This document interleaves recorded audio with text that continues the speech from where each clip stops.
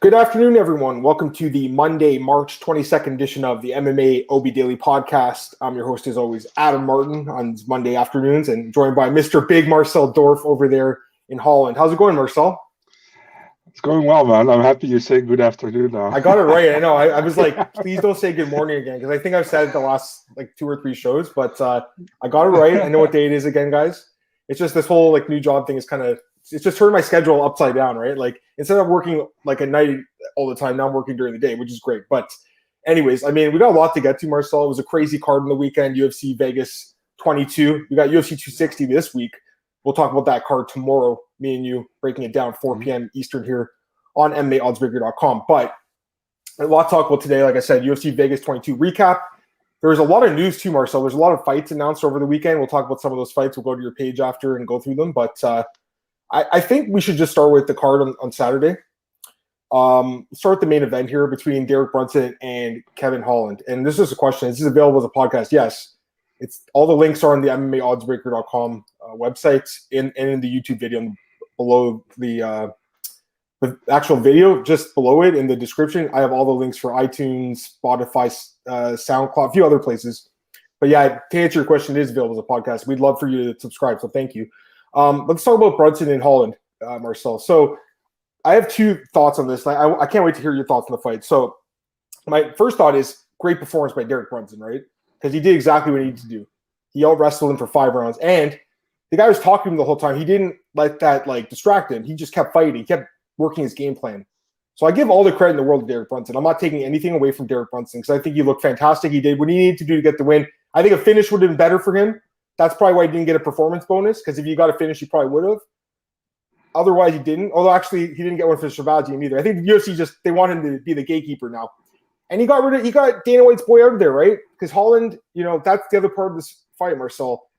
I'm not taking anything away from Brunson, guys, but Derek, I mean, are you kidding me? Kevin Holland did not fight the way that he normally fights. I know he talks during fights. I've watched every single one of his fights. I know he's easy to take down. I've watched every single one of his fights. But he always fights back. He didn't fight back in this fight. He closed his guard and lied in his back for 5 rounds. Well, 4 rounds. The last round, he took him down. He needed a knockout win for a takedown. It was a bizarre performance. It's bizarre, man. It was weird. Dana White said a mental breakdown. I don't know what happened to him, Marcel. He was so unfocused, talking to Khabib, talking to Dana when he was down 4 rounds. He's never fought like that. Don't say that he's fought like that before. He never has. Yes, he talks during his fights, but he's always trying to win these fights. Even the fight with Thiago Santos, where he was taking him down, holding him on the ground, he was talking shit to him. He was at least trying to come back and win that fight. Marcel, he just looked like he didn't care at all in this fight whatsoever, and he lost. But again, I'm not taking away from Brunson. He did his game plan. He fought smart. He fought well. But you can't tell me that was the best we've seen of Kevin Holland. That's the worst performance by far of him.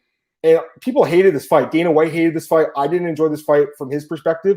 Again, Brunson did a great job, guys, but that's just bizarre. Give me your thoughts on this fight, Marcel, for both sides of it. Yeah, man, I'm probably a dipshit because I enjoyed the fight because I had the right pick here, I had the right read on it. So, I mean, it pretty much went how I expected it, man. Brunson taking it to the ground and keeping on the ground because, but Kevin Holland, weird performance indeed, of course. I don't know what was happening there.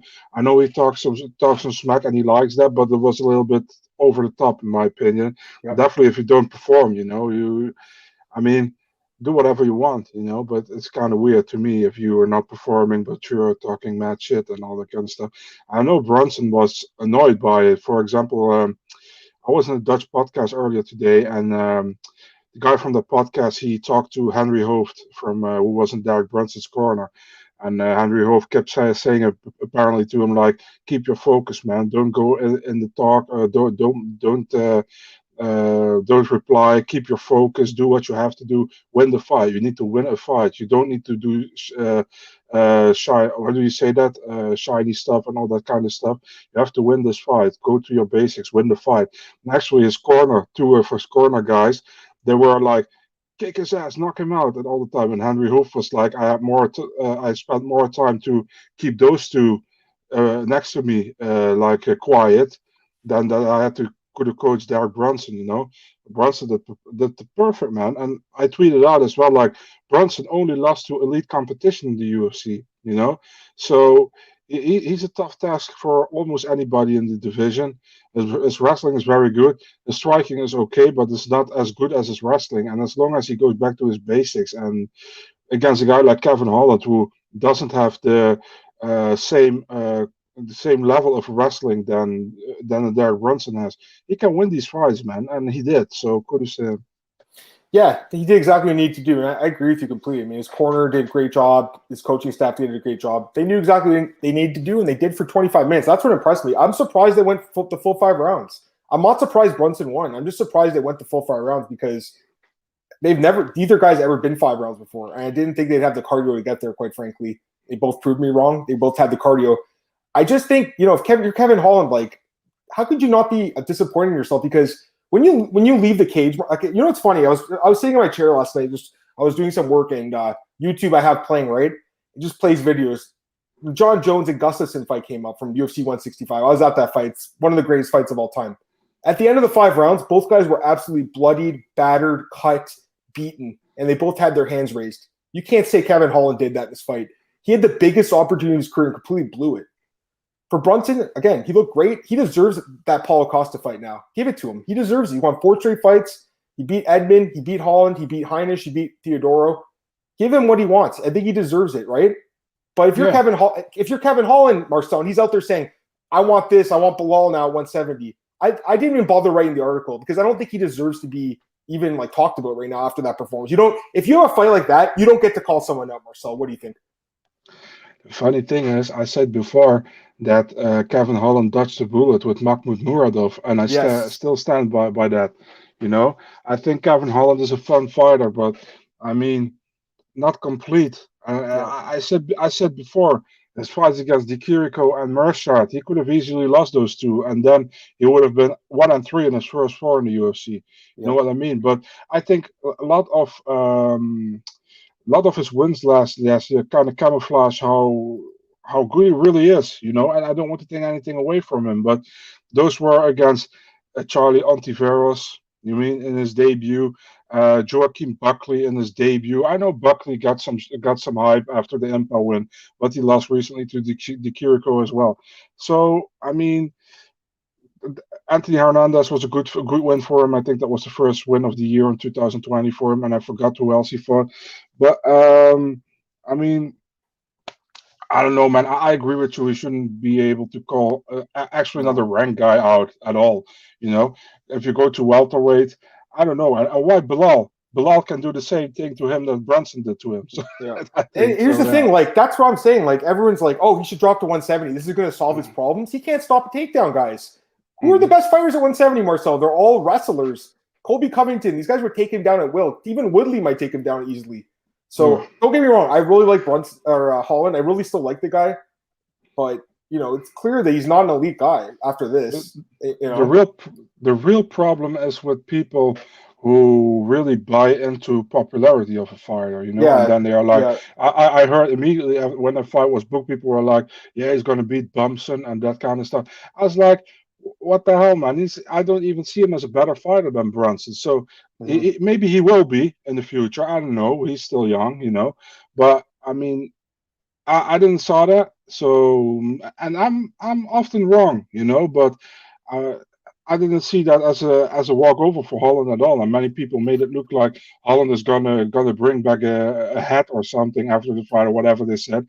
I was like, no, it's probably not going to happen. And it didn't happen. So I think credits to Brunson, and Holland has to come back, and he has to look good in this next fight, man.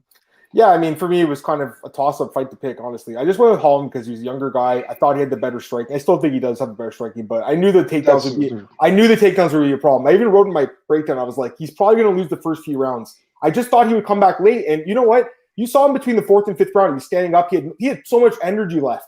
He did have the better cardio, but it didn't matter because he didn't do anything with it, Marcel. Didn't go for a finish. Go ahead. Adam, he celebrated a takedown in the 5th round when he was down 4-0. It was bizarre. Here's a comment from Kevin. Embarrassing from Holland. I agree. Especially if you're such a late start. Yeah. Especially if you're picking the guy to win. It's like, oh, man, this is hard to watch, I knew it was a close fight, guys. No big deal. It's not like I had any action on Holland. They stayed away from this one. But from a pick perspective, good job, Marcel, nailing that dog. Marcel, yet another underdog wins in the UFC main event this year. So many of them. Jan Blachowicz, Dustin Poirier. Now you got Derek Brunson pulling it off. So that's another upset for Derek Brunson. Man, he's so underrated. Let's talk about some other fights on Marcel. Co-main event here. Max Griffin. I'm going to get this last comment from Valerie. Hey, Valerie. Holland needs a better corner. Yeah, I don't know. It's Travis Luter, I believe, and someone else. I don't know who's in there. You know what? They were saying, yo, dude, focus, man. You're down in the fight. They were telling him, and he wasn't listening. Mm-hmm. It was weird, man. I don't know what's going on. He needs a sports psychologist, dude. He really does. He's the guy that he's a sports psychologist. Go ahead. He was like, yeah, I farted on your face. Yeah. He's just I love the guy because that's part of why we love him. We do love the personality. We like the fact I don't mind if he talks during fights like Max Holloway does. Nick Diaz does too. Like lots of guys do. Nate Diaz does. But generally they're talking when they're winning. Usually not when they're getting their ass kicked. That's the thing. I mean, look at Max Holloway against Calvin Kattar. I mean, and you're allowed to talk. When you're beating a guy up like that, you're allowed to talk. You know, if you're getting dominated for 5 rounds, you're not allowed to talk, man. So, I mean, like I said, I'm still a fan of the guy. I think he's still a good fighter. He's definitely, he's not a contender. Obviously, he's not a contender. He does have KO power, but he does not have any wrestling whatsoever. And again, you know, you thought he would have like worked on that the whole training camp, just like drilling the takedown defense, drilling, sweeping him, getting back up, pushing off. Didn't do any of that stuff. Cool main event time. Max Griffin. Whew. I didn't expect that, Marcel. I'll be honest. I didn't expect the first round knockout. I thought maybe a decision. I thought it'd be a close fight. It wasn't. Pulls off the first round knockout. Gets a bonus for Max Griffin. I think it's his first UFC bonus. Actually, he's won one fight of the night award too for the fight with Elizeu Zaleski dos Santos. That was 4 years ago. So first bonus in 4 years. He should have got a bonus for the last fight where he ripped the guy's ear off. That should have been $50,000 worthy. Man, he looked great, Marcel. What's next for Mr. Max Griffin? I don't want to get cocky here, but I told you it was easy money for Max Griffin this fight, man. You did call it. Yep. Yeah. What's next for Max Griffin? That's difficult, man, because Max Griffin has this is the first time he got a streak in the UFC, a 2-fight win streak, because he's very inconsistent all the time, man, in his performances. Now he has 2 good wins after each other. Man, I would like him against Takashi Sato, for example. I think that's a fun fight. But I think Max Griffin might aim a little bit higher after this win. So he wanted Jeff Neal. Hey, man, if Jeff Neal is down, I'm down too. Yeah, he called out Jeff Neal, and Valerie loves the call. I like it too. I think it makes a lot of sense. Jeff Neal is coming off a loss to Wonder Boy, but we all know he is one of the best guys in that division. They're both strikers generally, so I mean that would be a fun fight. They want to have it in Texas. I know Jeff's from Texas. I don't know if Max is from California, I believe. So yeah, he'd be going to enemy territory there, but I think it'd be a great fight. Right now, Jeff Neal's ranked number 11 in the world, so I'm not sure if he'll take the fight, to be honest with you. He might want to take a rank guy. Go ahead. I mean, he lost his last fight. Max Griffin won 2. I mean, Jeff Neal can try to defend his spot in the rankings, and Max Griffin can have a chance to get a spot in the rankings. So yeah, I'd be cool with it, you know. You know, honestly, I'm looking at the rankings. I think a fight with Li Jingliang would be good. I think the Bilal fight would be good. I think, honestly, this is a good fight, too. Sean Brady, that'd be a great fight, man. It would be a great fight. You get to see the wrestling tested a little bit, too, from both guys. So any of those fights make sense. He, I think, deserves a rank guy. So I like the Jeff Neal call-out. No one else has called out Jeff Neal. So, I mean, why not? He's a number 11 ranked guy. No one's called him out. Take your shot. Yeah. Okay. Can't we talk about this with you, Marcel? Let's do it. Cheyanne Buys versus Montserrat Cornejo.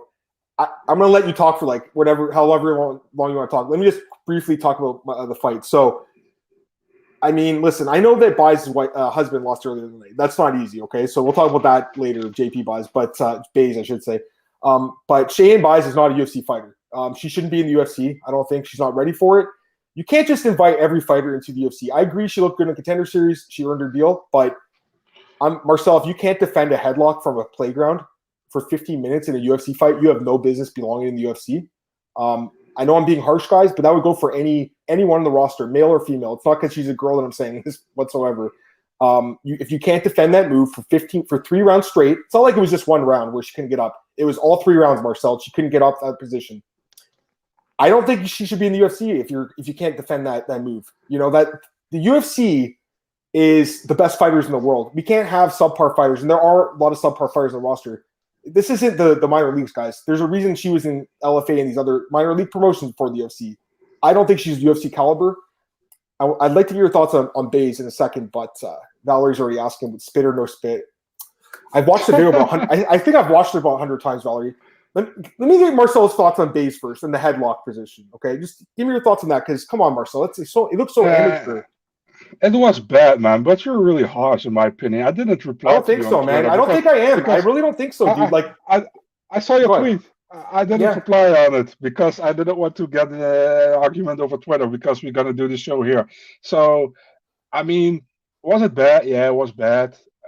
I've seen better performances of her, and it can be just a bad performance, and that's why I hope she gets the second. She will get the second fight, no doubt, and let her see the second fight, and let's talk after that. If it happens again, I'll probably with you there, but I'm now like, give her a second fight, man. We saw way worse fighters in the UFC. Yeah, Marcel, I agree. You know what? We'll give her a second chance. That goes for anyone in the UFC. I don't really believe in the one and done fighter necessarily, but it's happened. It's happened. Yeah, it did. I guess give her another chance. Like you said, like I said, her husband got knocked out. Maybe she wasn't there mentally, so I get that. But still, she can't defend a headlock. Like, I'm gonna give you. You guys think I'm harsh?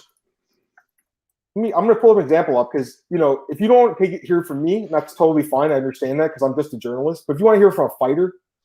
You want to hear from a fighter, guys? I'll show you. I want to show you guys. And then, it's fine if people don't agree with me on this one. Marcel, including you and other people that didn't agree because they thought it was being harsh. Tatiana Suarez is one of the best fighters in the world. Learn how to defend the head and arm first. So if you don't want to listen to me, it's fine, but listen to Tatiana because, what's the point of being in the UFC? Don't you want to be the best fighter in the world? If you can't defend that move, you're not going to be, right? So I agree. Give her another chance. I'm not saying one and done, Marcel, but to me, and the whole thing with the spit. Let's talk about it now. Let's do it. I didn't see any spit, bro. I got to be honest. I watched the first angle that you posted, or someone else you retweeted it. That did look like she was spitting. The second angle, man, I don't see any spit. So she said she spit on her. Corneo said she didn't. It's a he said, she said situation. The referee, I don't think has said anything. He was right there. I can't see any spit, man. It sure seemed like a sore loser kind of situation. Now, I could be wrong because maybe she did spit, but I don't see any, Marcel. All I heard was someone getting her ass kicked for 50 minutes and then complained afterwards that she lost. Did you see spit? I didn't see any, man. What do you guys call that? Saliva or something? What? Say it again. Saliva. Yeah. I did in the replay. I didn't see any saliva, but you saw this one for example, and maybe she was just trying to fool her out or something, eh? Yeah, I have no idea, man. To me, it looked like spit the first time. Then I see another angle, and it doesn't look like it. So I don't know. Montserrat said she didn't. Cheyanne said she did. So we got to the yes, no. I don't know. I mean, didn't look good at all, in my opinion. I think they should review it, and if she didn't do it, let it go. If she did it, fine her for it, I don't know. And maybe fine both, for what happened after the fight. I'm going to show you the video right now. I'm going to show everyone the video. You guys can see it? Okay, good. Let's watch it. Like, she does something there. She said she called her a puta, which I believe is a whore in Spanish. I don't see any spit, man. We'll try it again. Start it again. Like, I don't see anything, bro. I really don't see any spit. There, it looked like she might have tried to, like she faked her out or something. I don't know. Mm-hmm. I'm not sure what to say, and then she says, "I'll follow you home, bitch." And then that's so unprofessional. That's terrible. It's so. I mean, listen, guys, and don't get me wrong. Connors did that. Lots of guys that are professionals have been unprofessional. It's really amateur seeing that. I gotta be honest. That's like regional level stuff, man. Come on. For both girls. From both girls. Don't get me wrong. Both, man. I mean, also lame. The very overreacting happiness from Montserrat after when she go out of the cage is just to annoy Cheyanne even more. Yeah, I mean, some people like that stuff, but I prefer when fighters are like respectful and stuff, man. And I get it. They're fighters and they're gonna hate each other. I understand that, guys. So whatever, but I'll follow you home, bitch. I mean, that's so bad. It was said on live TV. It's really bad, guys. I'm sorry. It's funny. It's hilarious. It's a great line. But it's not good either, man. So Buys was terrible. Both of them were. Can they chalk up the UFC jitters? I think so. I think that's part of it. UFC debutants usually lose their fights, generally, I believe. It's like 50-50. Why does the UFC put it on the main card? Because it had like 10 fights left on. Was it supposed to be a main card the whole time, or was it? Yeah. Oh, okay. They thought they thought they were going to build a prospect out of it. I mean, they kind of have. Kane was kind of, she's definitely like I've seen people talking about her now. She's got that whole the Playboy Bunny gimmick. We saw the weigh-ins shaking her ass there, Marcel, with the rabbit thing. So I think she's got some. I think she's got some potential as like something, but I don't know. This fight was a mess, man. Mm-hmm. When Tatiana's fight, she's great. She was. I gotta be honest. First time I saw her on Ultimate Fighter, I said that's a future champion, the Tatiana, but she doesn't fight much, so it's unfortunate. Yeah, but anything else you want to talk about this? I mean, like, I know you were pretty harsh. I was harsh towards Baze. You were harsh towards Conejo on your Twitter. Do you regret tweeting it? Because I saw a lot of comments, Marcel, saying, "Marcel, you're speaking too soon. You shouldn't have said anything." Do you regret that at all, or? I didn't even read the comments on it, man. I was like, some people gonna agree and some people gonna disagree. I'm not gonna bother with it, you know. You know what? So, great point. Yeah, no, it's true. It's true, guys. I mean, listen, everyone's gonna disagree. And the comment I made about her fight, saying like, listen, if you can't defend that, you really shouldn't be in the UFC. A lot of people didn't agree with that, including you, Marcel. So I get it. Listen, our job is to be. Sorry, go ahead. Go ahead. No, you go ahead. I go after you. Our job is not to hold people's hands here. We're trying to be critical. We're trying to, just tell you guys what we saw. That's what I saw in the fight. A lot of journalists just want to say positive things all the time. I'm not a negative guy by any means, but if I see something that I didn't like, or if I observe something, I like to talk about it, So it is what it is. I stand by my comments. Marcel stands by his, and that's totally fine. Let's see. I just try to be like, if I see something, I say it. If I don't see something, the thing is, I don't like to get into Twitter beef or to reply to somebody when I don't agree.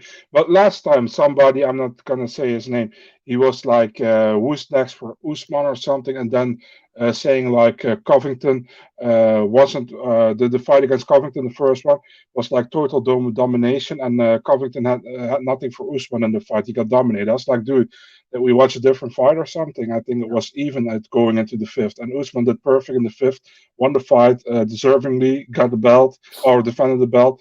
So I was like, what are we even talking about? And he's like, yeah, but he got his jaw broken, and it's like, I don't have the time for this, man. Yeah. Listen, you can hate Colby, but be real. Yeah. Did you see? I don't know if you guys saw. Usman was trolling his sister. I didn't know he had a sister, by the way. Usman was liking all his Colby Covington's sister's photos on Instagram, which is so funny. This is too funny. I mean, I agree with you, Kevin. Let's move on to the next fight, though. Adrian Yanez, I told you guys he was going to win. He did it. He's amazing. I love this kid, Marcel. He's the real deal. And Valerie said she should have traded for that move. And we all knew that was her move too, Valerie, so she should have. But it was short notice, too. But, yeah, as far as Yanez goes, I mean, this guy's the real deal, Marcel. He's not obviously a top 15 guy right now, guys, but he'll be soon. I believe that. His takedown defense has improved to the point where he can keep most of his fights standing, Marcel, on the feet. Marcel, I'm not sure how many people can deal with his striking because he's powerful, he's precise, he's accurate. Great knockout win over Gustavo Lopez. Here, give me your thoughts on this fight. Yeah, man, Yanez looked great again, man. I mean, what can we say about him? He looked great the moment he stepped into the octagon the first time in the Contender Series, He looked great against Victor Rodriguez, and now he looked great again against even a better opponent, Gustavo Lopez. So, what would be next for him? I like him to see him fight the guy just outside the top 15 or just inside the top 15. I mean, what about Davy Grant?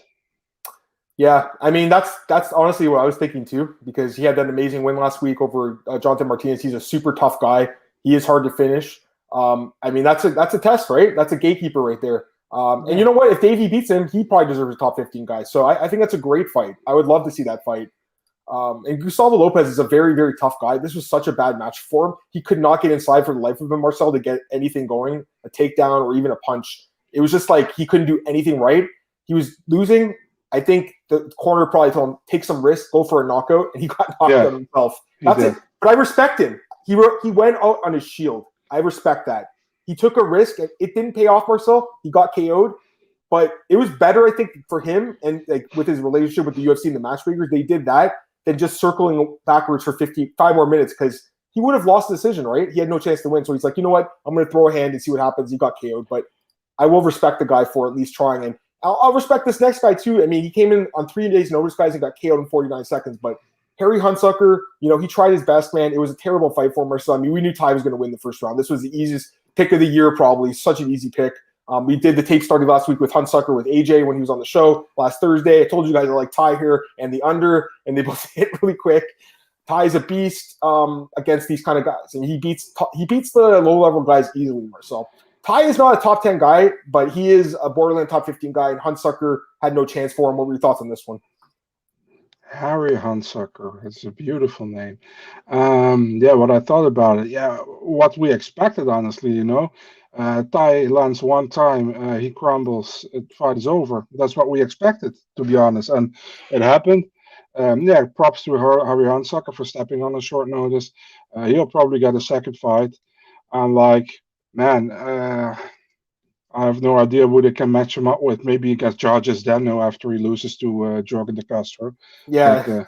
I mean, who's the worst? Not trying to be mean, but who is the worst heavyweight in the roster? It probably is Huntsucker. You could do the rematch with Vendera, I guess. They had a fight in Contender Series. Vendera booked? Oh, he's booked. Yeah, he's fighting Justin Toffa. Okay, I'm looking now. I would. There's not many guys, man. All the guys that are not great, like Rocky Martinez, Alan Baudot, they're all booked and stuff. Just trying to see this guy Rafael Pessoa is not booked. He's coming off a loss to Tanner Boser. He's like one of the only guys that's not booked right now, so I guess him or Georges, who's fighting Jorgen De Castro, the loser of that. I'm not sure. Anyways, the point is he's going to fight someone at the bottom of the roster. Free money. Oh yeah. I mean that was. I really should have just laid the juice on Ty. I should have. Yeah. You made a mistake. You said the loser of that. You mean Georges Dano after he loses to Jorgen De Castro. He should lose that fight. Yeah. Marcel's another Georges fan. I can't wait to break down that fight with you in a few weeks, Marcel. When is that fight? Georges Dano. That's in 2 weeks. UFC on ABC 2. There we go. We'll talk about that. The Man Mountain. Okay. Let's talk about this next fight. Macy Chiasson, Mary Renault. You guys know I was high on Macy. She got the win here. It was definitely a competitive fight, but she won for sure. Yeah. I'm sorry, but there's no way. Some people thought Renault won this fight. How? It's clearly 29-28. It was a competitive fight, but a clear win for Macy. She won. Was it the second and third? I can't remember what round it was, but she won the last. She definitely won the second and third. Definitely. Yeah, exactly. And the first round was Renault, so it was pretty easy to score, I think. But Renault, listen, man, is the oldest fighter on the roster. She's lost 4 straight fights, Marcel, but she's not getting blown out. She's going to decision with these girls, and despite the 4-fight losing streak, despite being the oldest fighter in the UFC, I'd rather see. To be honest, she deserves another fight in the UFC more than Cheyanne Buys does. I'd rather see her on the roster for another fight. She'll probably get cut though. I'm assuming she's going to be released. She's 43 years old, guys. She's lost 4 straight fights. I would give her one more fight though, because I do think she could be competitive. She's a great gatekeeper too, man. So, she's fighting these really tough girls right now, but I think Renault could beat a few people in the UFC. But Macy is someone I'm still high on, Marcel. I know she had that one loss to Lena Landsberg, but I still like her, man. I thought she looked pretty good in this fight. She showed some more aggression, which was nice. And once she broke her nose, I think it was the second round, she landed a punch and broke Renault's nose. That changed the fight, because before that, to be honest, Renault was doing pretty well. But after that, the nose break, the fight went the other way. What were your thoughts on Macy's performance? Yeah, apparently I just saw winning every round. I have a 30-27. That's okay too. I mean, I thought Renault did take the first though, Yeah, the most people had Renault the first. I think it was close, and I gave it to Chiasson. She definitely had the second and the third round. So yeah, it was pretty much. I know she was lower ranked, but I pretty much expected the win for Chiasson here. You too. So I mean, let's see. Listen, Chiasson only blemish on her record is against Lena Landsberg, and I'm still surprised that she lost to Lena Landsberg. So, but she looked a bit better lately, I think. So. I don't know, man. Who would you match her up against? Macy? Yeah. It's got to be someone in the top 10, obviously. Yeah. Renault, who's number 9, I believe. Rankings Raquel? right now, looking at it. Who'd you say? Raquel Paddington? Yeah, but she's not in the rankings. She's been removed. I'm just looking at it right now. True. Yeah, so I'm looking. Macy's 11. She's going to take over Renault at 9. I think she should probably even jump over Sarah McMahon. I guess, I don't know why McMahon's number 8. I mean, who's she beaten? Sarah McMahon is one of the most overrated fighters in the UFC. I'm sorry, but she is. What was her last win? Sarah McMahon. What was her last win? Tell me. Do you know what it was? I can't think. Was it Davis? Was it Landsberg? Let me double check. Oh, it was maybe Landsberg, yeah. Probably. It was Landsberg last year. So she beat her last year, but she's lost 3 of 4. I don't really know why she's ranked so highly. I like her best. I guess she beat Davis 5 years ago. That's 5 years ago already. Yeah, I'm sorry, guys, but Tim McMahon had a great run 10 years ago. Like, she's 40 years old now, too, so she's getting up there in age. I remember when she fought Ronda. Like, everyone was saying she's going to be a champion one day. She's actually really struggled in the UFC. I'm looking at McMahon's record. 1, 2, 3, 4, 5, 6. 6-6, Marcel, an even record. So not that great. Anyways, you could match her up with her. I think she deserves some of the top 10. Alex is here. What's going on, Alex? He says Macy Aldana. Hi, Marcel. How's it going, man? Hi. I would watch that fight. Sure. I mean, stylistically, that's a more fun fight, right? But Aldana is ranked number 4. Will she want to fight someone ranked number 9? I don't know, but if the UFC tells her she has to, then she'll do it. So I would watch the fight. It's a great fight. She's saying Pena. Pena really wants that title shot. I think they're going to give it to her. I'm not saying she deserves it, by the way, because she just lost to Durandity last year. I like Pena, but what the hell is she on, man? She's like, I only lost 2 times in the UFC, and Nunez only lost 1 time. It's only right to give me that fight. It's like, you lost to. It's the worst reasoning I've ever heard. Yeah. What is she on? Listen, she's at least out there saying I want the fight, because no one else is saying I want to fight Manny Nunes. So at least because they already lost most of them, times. They know they're not gonna get it. So yeah. Yeah, no, you're right. Again, they just need to book Holm and Jermaine again, and the winner gets another. And then the last chance for the winner of that fight. I'll say that. Yeah. Jose says UFC cancels fights due to COVID protocols or playing full card crowds. How's that possible? I agree completely. It's crazy, man.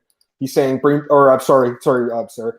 Valerie says Gillespie Riddell schedule. Yeah, so that happened on the weekend. That sucked. I was so my Saturday, because I'm I got the kid coming, right? Most of my Saturdays or so are usually consisting of me and the fiance going on for shopping for baby stuff and groceries and stuff. So I was at the baby store looking at diapers and stuff like that, and I got the text from Cole, and he's like, "Dude, they just canceled Gillespie fight." I'm like, "No, damn it." I was like, damn it, because I really wanted to watch him fight, man. I love the guy, right? That was a good fight. That fight's been canceled. So let's go through it. That fight's been canceled. Brad Riddell and Gregor Gillespie hopefully rescheduled. Volkanovski, Brian Ortega is off this card next week, guys. It sucks. And Shane Young's fight is off. I confirmed that with another source, by the way. Go ahead. Apparently, Shane Young tested negative his latest test. So that's good to hear. I heard someone told me on Saturday night when Volkanovski news broke, he said, "Yo, I just heard they're pulling Shane too. But don't use my name." So I know who the guy was. But the next day, another your boy, what's his name, Carlos or whatever, he broke the news. Carlos Contreras. Yeah, he broke the news. So we used his story, and then I used my source as a backup. But are you saying that it could be different? It's not 100% sure yet, but it's possible that he will still fight. What about the Jamie Malarkey fight? That's the fight I'm worried about too. You think that's also no idea about that? Because there's pictures of them training together, Volkanovski and these guys last week, right?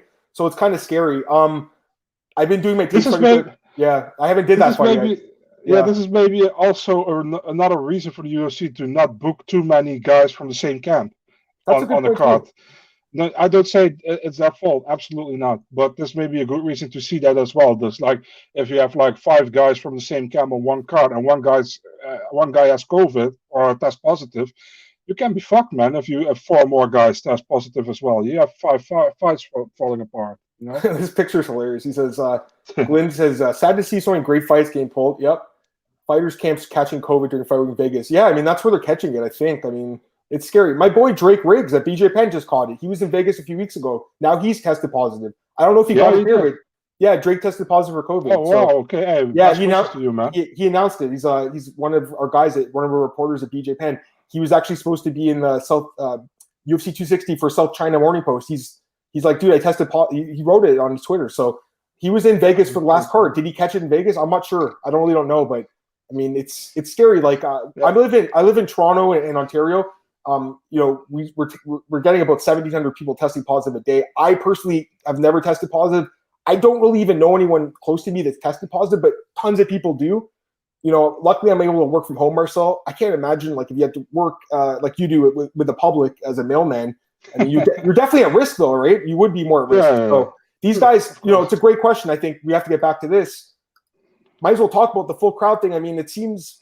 Listen, don't get me wrong. I'm excited, guys. The sport's better with fans. You can't say it's not. The sport is better with fans. It is. But this seems kind of crazy. They're going to go to Texas and Florida when people are fighters are catching it every week. It's not just people, the fans. What's to say some fan, says they're negative and they get someone infected. Like, who knows? Like, it's crazy. To me, it's risky, guys. It is, but I'm excited too. It's still crazy. Get these comments. Valerie says, bring back Sarah Kaufman. I don't know if Sarah's in PFL anymore or not, but she shouldn't have been cut from the UFC. She had, like, I think she lost to Valentina and they cut her, if I'm not mistaken. Yeah. That's brutal.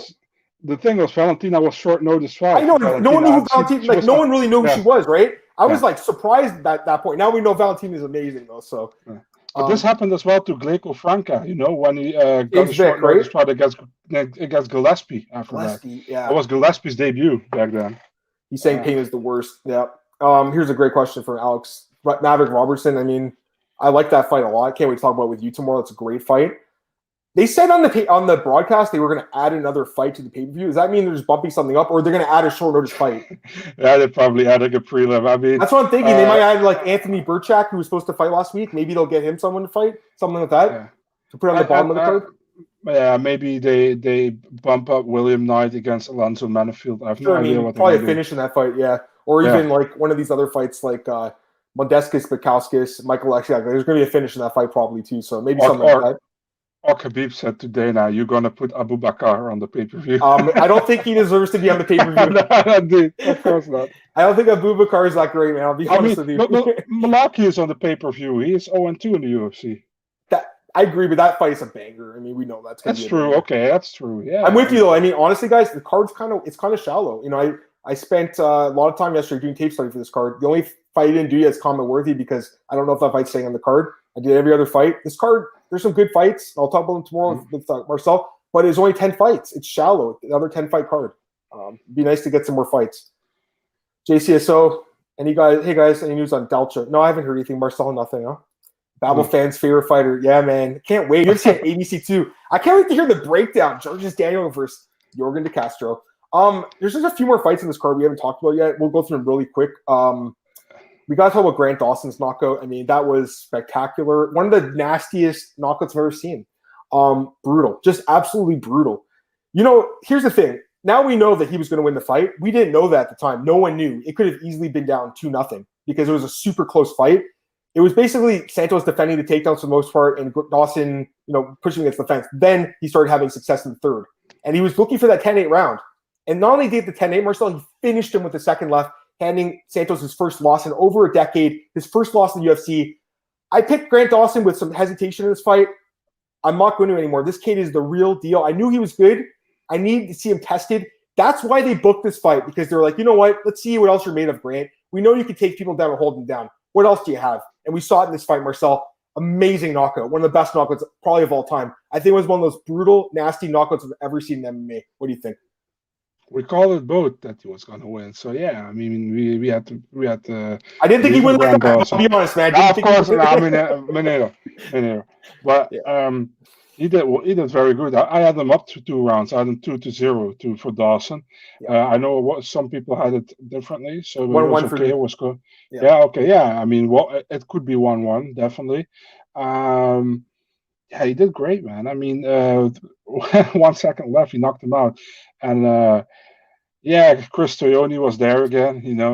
I was like, great knockout, man. I mean, Leonardo Santos has lost in like forever, so was undefeated still in the UFC. So this is perfect win, man. You see this is a perfect win where you could see if Leonardo Santos is going to enter that top 15 maybe, or Dawson is the real deal. And Dawson is the real deal. He proved it again. So, yeah, I mean, I hope he gets somebody around low tire top 15, or maybe just not in the top 15 guy. He deserves it, definitely. I mean, he called out Clay Guida, who's not ranked, but it's still like that's interesting. Kind of a weird call out, in my opinion. I think he just wants to face someone he's going to be forced to stand and trade with them. He wants to test that skill, I think, because we know he'd probably out-wrestle Clay at this point, right? Clay's probably a big name. Yeah, he's a big name, definitely, but by just not the real. Let's say, but the casual fans, Clay is a huge name. Yeah. If you ask Clay, they know Clay Guida, so it's a good name if he wins on the record. But I'd rather see him against somebody who is also still going for that. How do you say that? For that top. I mean, call me crazy, man, but a guy like he's now at 155, right? Grant Dawson. What about what about a Jim Miller or Bobby Green? You know, it's also Sure. more in the Clay Guida-ish, you know. But I would like to see him against Jim Miller, for example. Sure, it'd be a good fight. I mean, it's too bad Gregor didn't fight because Gregor's number 50, and that would have been actually a great fight because you'd see two of the best grapplers go at it. So it'd be a good one. I thought Dawson was up 2 rounds comfortably. That's fair. I think a lot of people either had it tied or him winning, but the commentators were convinced he was down. I think a lot of people did have 0-2 for Santos too. So depending on what judges were there, who would have known it, like Dawson said in the interview, he's like, I had no idea I was winning, and I had to knock him out, and I knew I had to finish him, and he did it. And I loved seeing that, man. That's a guy who wanted to win. That's not Kevin Holland. That was a guy who wanted to get in the cage and win that fight, Marcel. He did everything he needed to do till the last second to win that fight. The funny thing is, James Cross was like, "You stop taking him to the ground." It's like, and he takes it to the ground at third round. He did amazing. But James Cross did also an amazing job. Yeah, he did a good job. He knows how to put how do you say that, to put a fire under the ass of his fighters, man. Yeah, Daniel likes the Clay Guida call up. Valerie says Luke and Woodley. We'll talk about tomorrow, Valerie. Join us at 4 p.m. Eastern tomorrow. We'll talk about that fight then. 3 more fights left on this card to kind of recap quickly.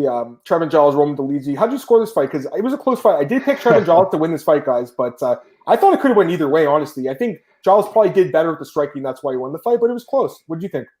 Giles had everything to that he could do to lose this fight. Yes. I mean, I had the 29-28 for Dolidze. So, and I would be cool with 29-28 for Giles. No problem at all. Yeah. So, but man, he could have, maybe it's weird for me to say because I'm not an athlete, but in my opinion, he could have easily won that fight. And he made it so difficult for him that I scored a 29-28 for Dolidze because I thought Dolidze was more active in the third round. I had a 1-on-1 going into the third. And I mean, it was close. This is some food for thought. It was a close fight.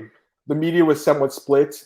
The fans actually leaned towards Dolidze a little bit, but I thought Giles did enough to win the last 2 rounds with his striking because I think he hurt. It's all about damage, and you saw the guy's face; he was damaged more. But it was a close fight. I was like surprised. Honestly, it was unanimous.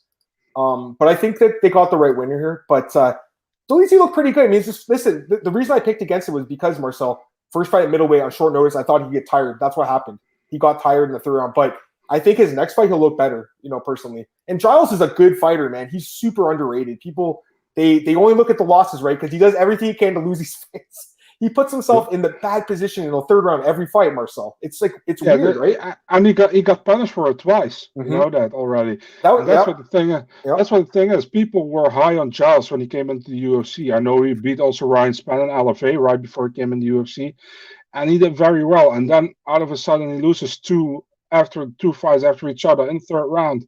And I was like, this is kind of weird. And then you see him fight against Bevon Lewis. He knocks him out in the 3rd round, but also wasn't that convincing. So I was like, I don't know. He's talented, but I don't think he knows how talented he really is. That's what I think. Yep. And there's 2 more fights here. Montel Jackson picks up the quick win over Jesse Strader. Once Strader missed weight, I completely backed off of him. I liked the tape. I think he can still beat some guys in the UFC, but it was a tough matchup for him. And then Bruno Da Silva picks up the win over JP Buys. This fight, definitely a nice upset and a fight I told you guys could go either way. I'm not surprised Silva won. I think he's underrated, based on his record. But I will say this, man, how do you not take a point away from him in the 1st round? He kicked the guy right in the nuts. It wasn't even close. And then he poked him in the eye. And he's like, hard warning, 2nd hard warning. What the fuck is that? And then the commentators kept saying during the card, they're like, oh, the referees are going to be really strict, guys. Why was the point not taken? Why did they not? It didn't matter because he knocked him out. But you know what? It didn't matter. But Marcel, don't you think he should have taken a point there? Yeah, definitely. I mean, and again, eye poke, man. The UFC really has to do something about these gloves, man. These eye pokes.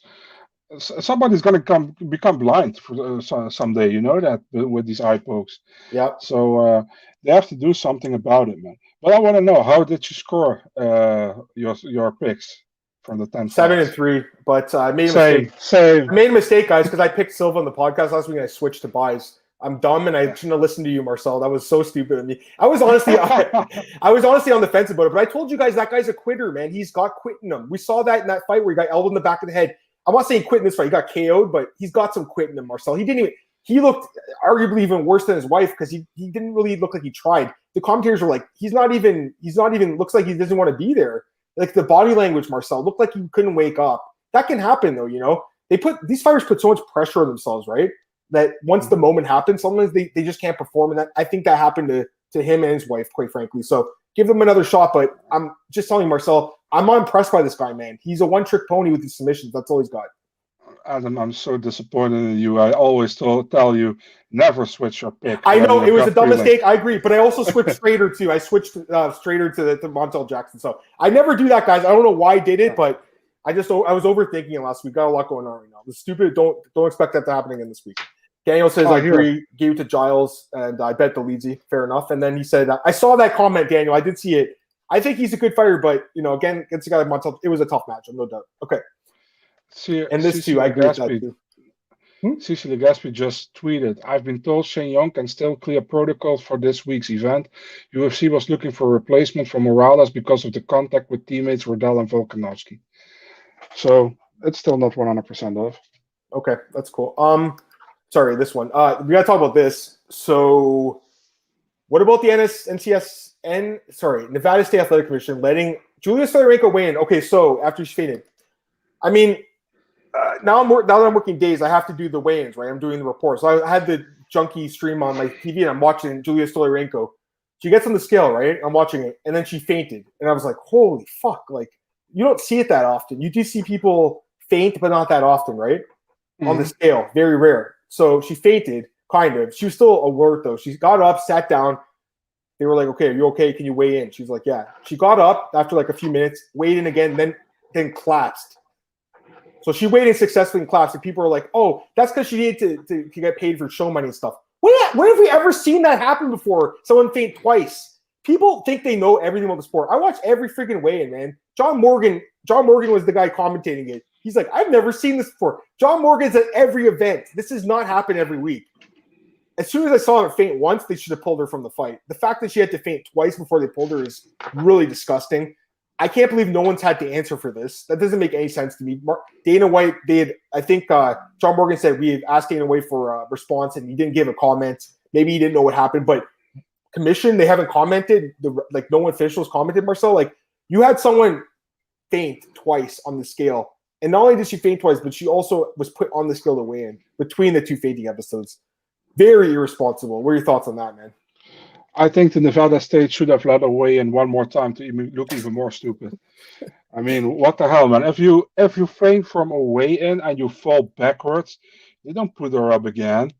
I mean, it's just stupid. And not only that, but here's the other thing. You know when they're like 5 seconds, baby, give me 5 seconds, where they have to go like this? They made her do the 5-second thing. They're like, give us 5 seconds. She's like, and she fell over again. Yeah, I mean, it's how stupid. And if they're saying like she has to weigh in to get her, how do you say it? The show money. Yeah. Come on, man. That's stupid. She obviously was on a weight. They had her on the scale. Yeah. That's ridiculous. It was really weird. All right. Let's go to just some news quickly, and then we'll do some fights. We got about 12 minutes left here in the podcast. UFC 262, I mentioned this earlier. It's official for May 15th in Houston, Texas. Main event is Charles Oliveira versus Michael Chandler. What are your thoughts on this fight? Because, quite frankly, I like the fight, but I don't think Chandler deserves this title shot, man. And I'm a huge Michael Chandler fan. I picked him in this fight, his last fight against Hooker. I've been watching Bellator for 10 years, so I love the guy.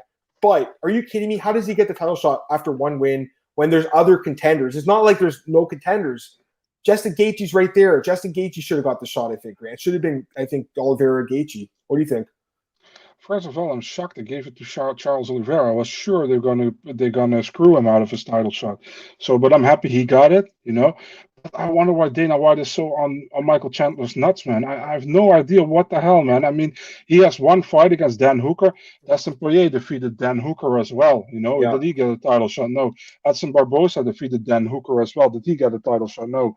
I mean, it's just weird. It's just recency bias to me, man, in my opinion. And Gaethje deserved more over Michael Chandler, in my opinion. Despite losing to Khabib, but who doesn't lose to Khabib? I would have gone with Gaethje against Oliveira, but now we got Chandler Oliveira. And hey, man, there's even a good chance Chandler wins this fight because the striking is better than Oliveira's, in my opinion. I think Oliveira is better on the ground, but that's just my opinion. But there's a big chance he wins the fight as well. So, but It's also weird to me, honestly, man, because you also have Conor against Poirier over there, and I was sure they're going to give them the title shot. They make that fight, could have made that fight even bigger, but apparently they don't, which I'm happy to, because Conor never defends the title. So if he wins, then we don't have that thing going on again. But yeah. Yeah, no, I'm with you. Here's a comment for Daniel. He says, I like Oliver and Chandler, start division fresh. The other guys have been finished by IB. Sure, but Chandler's been finished by Will Brooks. He's been finished by Patricio Pitbull. Like, he's a great fighter. Don't get me wrong, guys. But I'm telling you, man, he does have flaws in his game because I've watched him for a long time. Will Brooks beat him. Eddie Alvarez beat him. Like, he could be beaten. He can be beaten. And Charles has made so many strides in his striking to match his ground game. I mean, his ground game is the best ground game, arguably, in UFC history. He's the most submission wins in UFC history.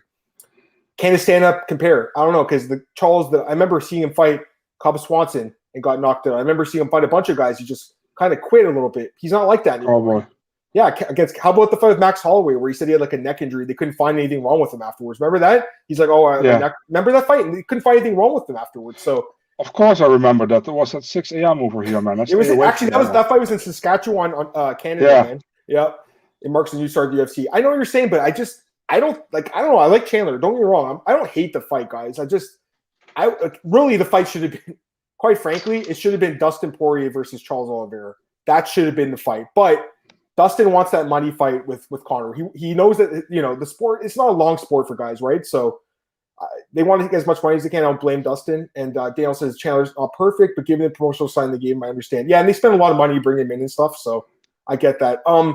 We'll talk about a few more fights, Marcel. Just quick your thoughts, because I saw today on Twitter, Gordon Ryan signed with One Championship. What are your thoughts on that, man?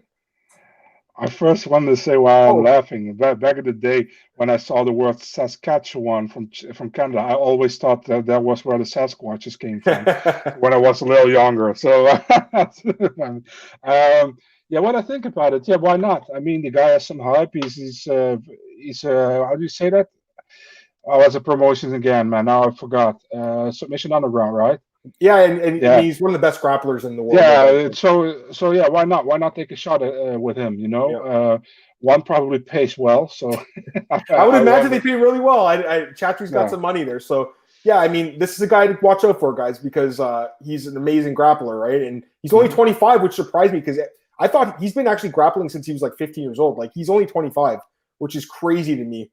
I was just checking out his Instagram today. Very, very interesting Instagram. I'll tell you that right now. Go on there and stuff, man. He's got some interesting videos of his girlfriend on there. That's for sure. But now I'm gonna check, man. I didn't mind. I mean, if he wants to show her off, that's cool with me. But you can see it yourself, Marcel. You see it? It's like the third video on his Instagram. But yeah, guys, he's definitely someone to watch out for. Is that Gordon lost jiu-jitsu? I think probably. We got about 6-7 minutes here. We're gonna go through some fights with Marcel. You see it? I see him in a red robe or something. Gordon Ryan. Yeah, show me. You have Instagram there, so show me. Gordon loves jiu-jitsu. Yeah, it's like you have to go. Oh no, it's like down a little bit more. He's got a picture of his girl, and I think she's got an OnlyFans or something. Someone was saying. I don't know if it's true or not. But, okay. Yeah. Good for him. Good for him. Yeah, you see it now. So let's go through some fights here. I'm honestly surprised they just didn't run back the Montana De La Rosa fight. I don't know why they gave them different matchups. De La Rosa's fighting. Can't remember now. Who's she fighting? It's on here too, obviously. De La Rosa's fighting. Oh my God. Here it is. It's right here. It's the next fight. Yeah, I'm Lipsky. Yeah. Why didn't they just? It's the same card. May 1st. Okay, that's a month later. But why not just do the fight again? I mean, I thought this girl won anyways. Maybe that's what they're thinking, because to me, she was winning except for the fence grab. It's a short notice fight, man, for Myra. She replaces Ji-Yeon Kim. So yeah. And then Arian, I mean, can she defend a takedown? We're gonna find out in this one, right? Oh, we saw the that nasty. Was it the calf slicer or knee bar? Yeah. Knee bar. Fucking nasty. Carolina. Yeah, my boy Lucas's girl, Lucas. That's one of his clients. Okay. We didn't talk about this fight. I mean, this is a weird fight to me, man. I mean, I just think Jack is really underrated, and the UFC, they love Edmund. They're giving him a step. Like, he lost to Brunson. Now he gets to fight a step up. That doesn't really make sense to me. What do you think? Yeah, I did hear. I don't know if that's 100% correct, but I did hear they want to do Edmund against Akhmedov, but Akhmedov couldn't make it, and then Hermanson wanted it. So yeah. I mean, hey, if he wants to fight, fair enough. But it's a good fight. Don't get me wrong. I think it's an interesting fight. I mean, Jack we know Jack doesn't like to get hit, right? But Edmund doesn't like to get hit either. So I really have no idea what I'm going to think about this fight, guys. I've got 2 months to think about it, and we talk about this. I love the Platinum Charles Oliveira. Don't get me wrong, guys. I'm a huge Michael Chandler fan. It's not that he doesn't necessarily deserve a title shot. It's just that there's other guys that deserve it more. That's what it comes down to. I agree. Thank you. That's the way I really should have said it before. Now, this fight, I mean, this guy didn't deserve a title shot. I'm really glad they're making him work for it. Because if he had come back and got a title shot off that suspension, I would have been like, what the This fight's amazing. Shelton in the chat. I know, right? In the chat. Where is how good is he's not here today, but how good is this fight, man? I mean, this fight is like the winner gets a title shot, right? For sure. Right? He's gonna rub this in my face, you know that, Cole Shelton. He's gonna rub this in my face. But you know as well, Cole, they wouldn't have made this fight if that Sterling Jan fight went that way it went. So yep. I mean, this is a fun fight. I mean, aren't they former teammates as well from Elevation? Yeah, Elevation. Yeah, they are. So it's going to be a good one, guys. And then there's also this fight that was announced, which is another great fight. Rob Font talked to John Coe the other day, I believe. So there's another guy from the New England Cartel, great fighter. Cody Garbrandt, great fighter. I got to be honest, man. Like I don't know what the odds are, but I would definitely lean towards Rob Font in this fight. I got to be honest with you. Same. He is so underrated, and Cody's chin is very questionable. Don't get me wrong. Cody can knock out Rob. He's probably a little bit faster too, but do not count out Rob Font. Please don't count this guy out. I know he says he's 33, but he doesn't look like it in the cage, man. He's still very, very fast and very explosive. So this is an interesting fight, Marcel. It's a really good one. A few other fights. This fight, May 1st, it was supposed to happen, I think, this week, and it was moved. Randa, I believe, tested positive, so it's for COVID. So unfortunately, they had to move it. We talked about that fight already. So that's all the fight announcements. How much time do we have left here? 2 minutes or so. What else has been grinding your gears, man? We got 2 minutes left to talk about. I'll give you the floor for anything, or anyone wants to jump in here. And we got the last couple of questions. Daniel says, "No complaining, Battle fan. TJ fighting contender. Oliveira gets title shot. This is your year, sir." Yeah, I mean, Marcel's been bang on. Anything else it's grinding your gears, Marcel? Anything that's pissed you off this weekend? You saw on Twitter or during a fight or anything like that? No, man, nothing. I only want to wish Chris Tione. I want to wish Bombardier from KSW. I want to wish him all the best. Man, I'm sorry, guys. You know what? We only have an hour, but there is so much other stuff that went on this weekend. KSW, Cage Warriors 3 events, right? Legacy, I think, had an event too. So a lot went on. But yes, that guy pulled. I was actually looking forward to that fight. It was a super heavyweight fight. Same. I didn't see the other fight, but I heard the other guy got finished in like a minute. Did you watch it? I didn't see what happened. He just took him down and beat him up, or he actually grabbed the cage as well, so he couldn't get the takedown the other guy, and then Pudzianowski or the other guy. Yeah, Pudzianowski grabbed the cage. They don't take points from Pudzianowski, man. He basically like owns that promotion, guy. So like he gets to pick the matchup. Like the guy fell off the day of, and they still found some guy literally from it was a cornerman, I believe. He had never fought. I know. Yeah, it was a sambo expert or something. Yeah, I don't know. Yeah. So that happened, and then obviously the Cage Warriors fights happened. I did mention one fight last week. Darko Stosic, I said in the podcast, put a bet on him. Someone actually sent me a message, said, "I listened to you. I put a bet on him. I'm really happy that guy won because Darko's a beast." I didn't see this fight, guys. He's saying the beast, the guy was a beast for stepping in short notice. Absolutely. Shame I didn't watch the fight, so he definitely grabbed the cage. That's pretty bad. I mean, Poods beat him in the first round, and there's some other fights that happened. But again, we only have an hour to talk, man. It's just crazy. And there was Rising too, actually. There was a 6 second knockout. You see that one? Holy crap. I've seen it, but I haven't seen it live, man. I was asleep when that was on. No worries, man. You didn't miss it. I don't think you missed that much. It's 6 seconds, so you can go back and watch it. That's it for today, though, Marcel. I really appreciate you joining me again. And everyone who joined us in the chat, we love you guys. It's just much better when we get comments and stuff. So I appreciate it, guys. Thank you for helping that time go by. Pretty much done for the day now, guys. I know Marcel's done. Time is there, Marcel? 10 p.m.? Is that right? 10 p.m.? Yeah. There we go. So Marcel's got a little bit of work to do probably. And then with the fight announcements, if Shane Young gets pulled or if he doesn't get pulled, Marcel's going to be up all night waiting for that news. So Marcel, plug your stuff, man. Tell us where you can find you. Yeah, Big Marcel 24 on Twitter and on Instagram, and MMADNA.nl. And I'm also part of a Dutch podcast at the end. It's called the Gouden Kooi, which means the golden cage. But I mean, you guys don't have anything on that because it's in Dutch. But so you know. Yeah, you guys can follow me on Twitter at MMAOB, as you know. And man, a lot of places I'm working for now. Obviously, MMAObdaily.com is the home of the podcast. It's on YouTube. It's on Spotify, iTunes, a bunch of places, SoundCloud. The links are all on they're all on the YouTube page in the description. And they're all in the Oddsbreaker, the article. So definitely subscribe if you haven't or listen. You guys already do anyways, but someone had asked about subscribing to the podcast, so that's where you can find it. I'm also available at bjpenn.com, all the news there, MMAnews.com, Elite Fantasy, Elite Betting, and Fanatics MMA. So I'm everywhere now, guys, but I enjoy the grind. Have a great day. Be back tomorrow, 4 p.m. Eastern.